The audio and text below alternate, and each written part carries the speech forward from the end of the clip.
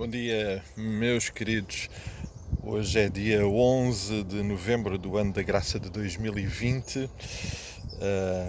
Não resisto a vir aqui para fora, apesar de estar fresco e úmido, mas o sol de facto está a brilhar de uma forma tão, tão atraente e tão quente que é muito bom poder estar aqui fora e desfrutar logo pela manhã destes momentos neste cenário. Amados, voltando à palavra que Deus nos trouxe no domingo passado e a qual nós queremos processar, queremos considerar no nosso coração, através do irmão Fernando José, e do texto do livro de Jonas. Um dos aspectos, e o primeiro aspecto que foi que o irmão Fernando José considerou e colocou à nossa frente como exortação da parte de Deus, como comunicação da parte de Deus muito evidente e que se encontra no texto de Jonas, logo no capítulo 1 e no versículo 1, é que Deus comunica, Deus fala. O livro de Jonas começa: veio a palavra do Senhor a Jonas, filho de Amitai, dizendo. E esta característica, esta marca que nos foi mais uma vez trazida e lembrada, é de facto da maior importância. Eu queria muito hoje deter-nos neste aspecto e mais uma vez trazer à nossa lembrança aquilo que Deus nos disse no domingo. Deus é definitivamente um Deus de comunicação. Se há algo que caracteriza Deus, tem sido desde sempre, desde o início, a forma como Ele comunica connosco. Isso é evidente desde o Jardim do Éden e é até aos nossos dias, e sabemos que vai ser sempre, até um dia estarmos na Sua presença e a nossa comunicação ser então perfeita. E gostaria só, antes de considerar a nossa própria experiência, de lembrar que na palavra de Deus os momentos de comunicação de Deus são de facto momentos importantíssimos e fundamentais. Bom, no Jardim do Éden, a imagem que nos lá está registada logo nos primeiros versículos do livro de Gênesis é que Deus passava pelo jardim e falava com Adão e Eva. A ideia que eu fico desses versículos é que na agenda de Deus, na agenda diária de Deus, havia aquele momento em que, bom, agora vou tirar um tempo para falar com Adão e Eva. E passava pelo jardim e conversava com eles. Essa imagem que podemos depreender daquilo que está no livro de Gênesis é de facto uma imagem tão significativa. O mesmo que nós hoje, se calhar, fazemos em relação a algumas pessoas que nos são muito próximas e hoje, aproveitando algo que no passado não era tão fácil, mas hoje, aproveitando os meios de comunicação disponíveis, podemos diariamente, e às vezes até fazemos a uma hora mais ou menos fixa, ligar para alguém, falar com esse alguém, se for o caso, visitar esse alguém. Essa é a imagem que está lá em Gênesis, mas depois, como sabem, o pecado alterou este cenário e uma das coisas que também ficou prejudicada foi a comunicação. E a partir daí já não vemos mais esta imagem tal qual a vemos em Gênesis no Jardim do Éden. Mas Deus continuou a comunicar. E sempre o fez de uma forma realmente muito intensa. Depois vemos ao longo da história da relação de Deus com o seu povo, com a sua igreja, momentos realmente muito significativos e Deus a falar das formas mais extraordinárias, no meio de uma sarça ardente, num sonho, numa visão. Deus manifestou-se e falou de formas realmente tão intensas e tão reais que é de facto impressionante e não podemos ficar indiferentes a essa realidade.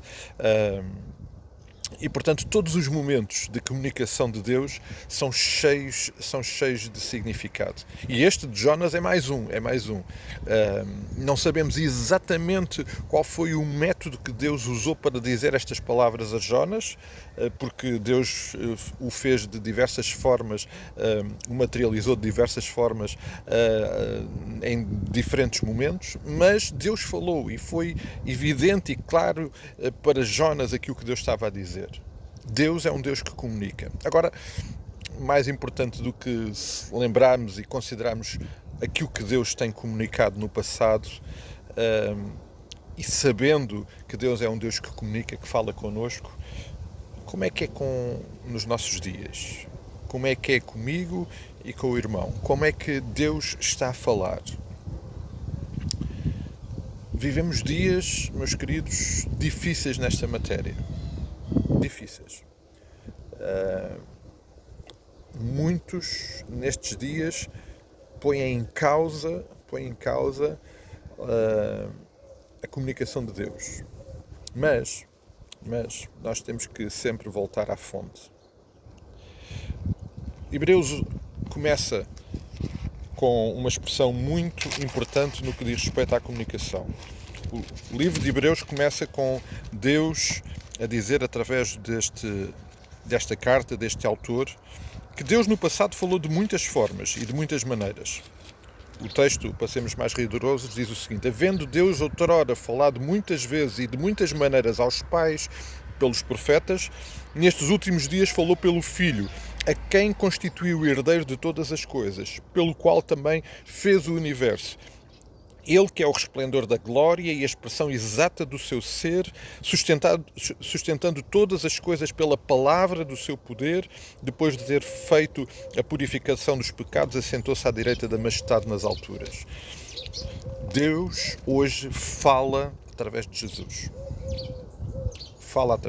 E aqui, mas Jesus não está agora aqui. Jesus esteve cá, mas ascendeu aos céus e agora não está fisicamente presente aqui. Então temos que nos socorrer daquilo que o Senhor Jesus disse e daquilo que Deus diz noutros momentos a respeito da sua comunicação para connosco. A palavra escrita, registada, é a única fonte da comunicação de Deus hoje, e Deus faz essa comunicação através da sua palavra, usando, obviamente, todos os recursos que ele definiu e que ele tem disponibilizado para chegar até nós. Mas é a sua palavra.